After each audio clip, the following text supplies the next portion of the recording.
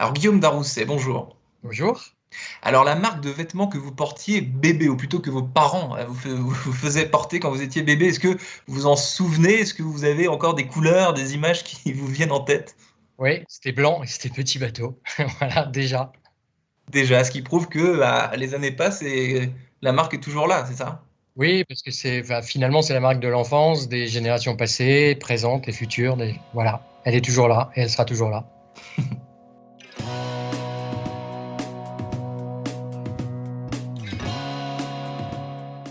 Bonjour à tous et bienvenue au Talk Dessineur du Figaro en visio, toujours cette saison, avec mon invité aujourd'hui Guillaume Darousset, qui vous l'avez compris, vous ne pouvez pas faire une première réponse si corporate, qui est PDG de l'incontournable Petit Bateau. Donc c'est une marque que notre imaginaire commun situe à la petite enfance, hein, on vient de le comprendre, et pourtant pas que, on en reparlera avec vous Guillaume Darousset, avec ma première question, ma deuxième question qui est la suivante: comment est-ce qu'on fait justement pour durer dans le temps? Vous m'avez dit pour toujours et à jamais, dans une certaine mesure, petit bateau pour les enfants et pour les plus grands aussi. Comment est-ce qu'on fait pour durer dans le temps quand on est une marque pour enfants par essence?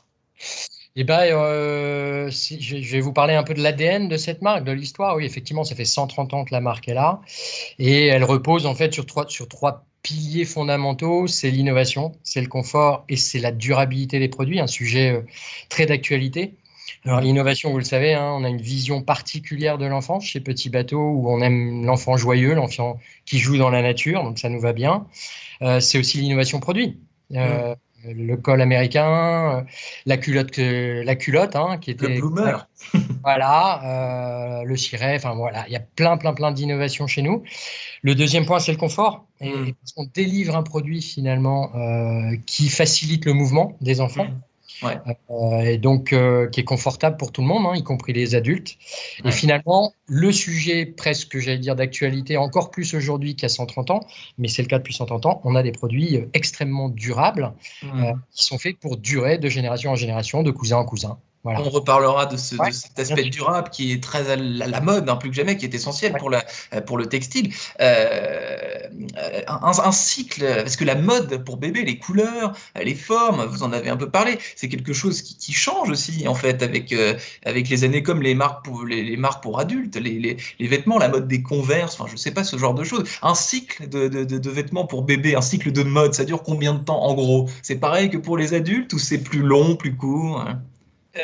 Et en fait, je ne vais pas répondre à votre question. Je vais pas répondre à votre question parce que nous, on n'est pas une marque de mode. Ouais. Et moi, clairement, la mode ne m'intéresse pas. Je la regarde pour prendre des idées, mais Hmm. clairement, c'est une marque intemporelle. Et on n'est pas là pour faire un produit qui reste une saison. Ouais. Sinon, c'est pas un produit durable. La Je, transmission, donc voilà. des produits qui peuvent être portés par un enfant qui devient grand-père et qui le fait lui-même porter à à son petit enfant, en gros, c'est ça? Ça pourrait être ça. En tout cas, Ouais. ce qu'on sait aujourd'hui, c'est que moi, je peux porter un vêtement quand j'étais petit. En fait, il me venait de mon frère. Puis après, il est passé de cousin en cousin. Et puis aujourd'hui, avec le digital, il arrive sur des plateformes de revente, la nôtre ou d'autres. Et ça veut dire qu'en fait, il se transmet de génération en génération, Mhm. des connus et des inconnus. Voilà. Alors, vous m'avez dit, Guillaume Darrousset, que vous vous inspiriez de la mode et des différentes marques que vous voyez autour de vous. Comment est-ce que vous appréhendez, justement, est-ce que vous vous inspirez aussi de toutes ces marques pour enfants qui voient le jour sur Internet uniquement? Est-ce que vous avez une veille très méticuleuse, j'imagine, de ces jeunes marques qui apparaissent comme ça du jour au lendemain? Les digital natives, Les c'était digital natives, ouais. moi, je suis déjà un digital native parce que je suis né avec l'Internet aux États-Unis en 95-97 quand l'Internet est arrivé. Donc, c'est quelque chose que je suis beaucoup. Ça veut dire qu'on les voit sur les réseaux sociaux. Moi, je suis sur tous les réseaux sociaux et à regarder ce que font les petites sociétés qui se créent. Et elles ont des avantages, hein, ces petites sociétés. Ouais. C'est pour ça qu'on les suit parce qu'elles sont rapides, elles n'ont pas de frais fixes ou peu de frais fixes, hein. Elles travaillent sans boutique et puis elles ont un Mm. très bon marketing digital. Donc, parfois, on s'en inspire. Mais moi, je me dis, il faut que je trouve le meilleur des deux mondes, Et par- entre les forces et ce que peut apporter des digital natives. Parfois d'ailleurs, du coup, là, vous me tendez une perche. Vous les recrutez peut-être, c'est certains salariés qui viennent de ces digital natives qui connaissent. Potentiellement, parce qu'en fait, ces digital natives, il faut savoir aussi une chose, c'est qu'ils ont des avantages, mais ils ont aussi des inconvénients. C'est-à-dire qu'en fait, ils n'ont pas forcément un business model très pérenne. Donc, Hmm. certaines arrivent, certaines repartent très vite.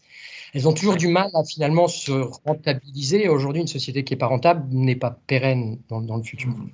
Pérennité, durabilité, Guillaume Darousset, Petit Bateau lance en cette rentrée, donc avec plusieurs entreprises comme les Galeries Lafayette, La Redoute par exemple, une consultation citoyenne nationale consacrée à la mode responsable, justement, la mode éthique. Donc c'est un vaste sujet qui date pas d'hier et qui a été encore davantage amplifié par la crise sanitaire qu'on connaît. Votre définition à vous, Guillaume Darousset, de la mode responsable, c'est quoi exactement? C'est très vaste, hein, mais nous, tel qu'on l'entend et tel qu'on va l'entendre dans le futur, c'est une mode durable. Finalement, le produit le plus écologique, le vêtement le plus écologique, c'est celui qui est porté plus qu'une fois, 2 fois, 3 fois, jusqu'à 100 fois, plutôt qu'un produit finalement qui est acheté, certes pas cher, mais qui est jeté à la poubelle et qui sera très peu recyclé, puisque moins de 1% des produits dans le monde de vêtements sont recyclés. Donc nous, notre vision, c'est de dire, ayons des vêtements durables. On n'a pas forcément besoin de les recycler puisqu'ils durent et ils durent et ils durent et ils durent dans le temps puisqu'ils sont confortables et ils ont une grande qualité chez Petit Bateau. Donc c'est ça ma vision, ça ne veut pas dire qu'on est parfait. On a encore plein de choses à faire pour être encore plus durable, pour être encore plus qualitatif, pour qu'ils durent plus longtemps. Donc éventuellement réparer ces produits. Est-ce que les vêtements pour bébé, là je pense à ce que vous venez de dire, c'est quelque chose par essence tout de même que l'on transmet davantage que des vêtements normaux, plus jetables? J'aime pas cette expression, mais c'est la vérité. On va pas citer de nom, mais est-ce que les vêtements par bébé, c'est quelque chose que l'on transmet plus naturellement peut-être au petit frère, à la petite sœur? Oui, et en même temps, quand on regarde sur notre plateforme C2C de revente de produits Petit Bateau, on voit qu'il n'y a pas que des produits pour bébés, il y a beaucoup, beaucoup de produits pour enfants. Et sur les plateformes de partage, on voit aussi beaucoup de produits adultes. Donc finalement, c'est un besoin client, hein, puisque un tiers à 40% des Français ont déjà acheté sur des plateformes de revente. Donc c'est pas que pour les bébés, ça s'y prête bien, effectivement, ça a démarré par le bébé, mais là, c'est en train de prendre une ampleur extraordinaire. Donc à l'heure du déconfinement, on parlait du monde d'après, justement de prise de conscience, mieux consommer, mieux acheter les vêtements. Et néanmoins, on a vu que les premiers réflexes de certains en sortant du confinement, c'était de se ruer chez ces fameuses marques low cost les gens se sont aussi rués dans certaines marques au contraire. On a vu des files d'attente devant certaines boutiques de luxe aussi. Mais se ruer dans des boutiques low cost, est-ce que c'est pas un peu paradoxal à l'heure où on parle de monde d'après, de prise de conscience, etc., etc. Je ne sais pas si c'est une ruée, hein, si on regarde les chiffres du commerce mondial aujourd'hui, après Covid, c'est quand même pas extraordinaire et c'est moins bon qu'avant. Je parle globalement dans le monde. Donc, c'est pas une ruée, je pense que le monde va s'adapter. Ça va pas être en une fois, mais clairement, on ne peut pas vivre comme on vit en prenant les réserves de la planète telles qu'on le fait aujourd'hui. Je parle globalement, donc on doit tous être conscients de ça et travailler pour être certes rentable, sinon on n'existe pas comme entreprise, mais aussi redonner, travailler pour le bien commun et pas seulement juste pour soi. Travailler pour le bien commun, pour une mode responsable, c'est ce qui ressortira, j'imagine, en décembre, je crois, les résultats de votre consultation citoyenne consacrée à la mode responsable. Merci infiniment, Guillaume Darousset, d'avoir répondu à mes questions pour le talk décideur du Figaro. Je vous souhaite une bonne journée et bon voyage, je crois, parce que vous partez prendre l'avion. Merci beaucoup. Ravi d'avoir fait votre connaissance. À très bientôt. À bientôt. Au revoir.